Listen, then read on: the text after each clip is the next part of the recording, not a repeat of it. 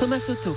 Axel de Tarlet, bonjour. Bonjour Thomas. Vous nous parlez ce matin d'une nouvelle étude qui n'est pas complètement rassurante, c'est le moins qu'on puisse dire, sur la désertification des centres-villes. Ça s'aggrave et les boutiques ferment les unes après les autres. Voilà, c'est ce que montrent les chiffres de la Fédération pour l'urbanisme Procos, rapportés ce matin dans les Échos. En moyenne, en ville, près d'un magasin sur 10 est vide. Le taux de vacances, comme on dit, approche les 10% dans les centres-villes. Il n'était que de 7% en 2012. Alors particulièrement touchées, comme on le sait, les villes moyennes de moins de 100 000 habitants, type Agen, Alençon, Moulins, Roubaix, Guéret, Nevers, Bercy, avec parfois dans ces villes des taux de vacances qui atteignent 15 voire 20%.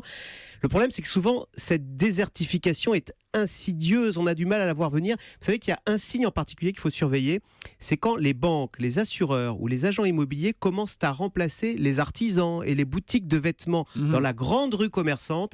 C'est pas bon signe, c'est le début de la fin. Bon, là, je vous vois venir, vous allez nous dire que c'est la faute des centres commerciaux en périphérie qui tuent le centre commerce de proximité, c'est ça, en centre-ville.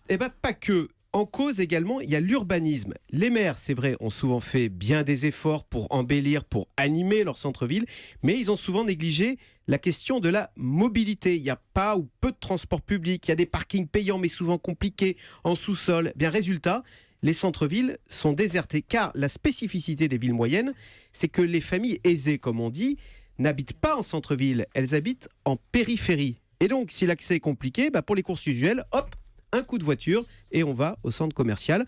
Le résultat, c'est que les centres-villes se paupérisent, avec même des conséquences politiques, car cette désertification participe au sentiment d'abandon. Les commerces ferment, les services publics s'en vont, moins de passages, moins de lumière, plus d'insécurité, c'est le déclassement. Axel de Tarlet, le Zoom Écho tous les matins après le journal de 8h. À demain, Axel. À demain.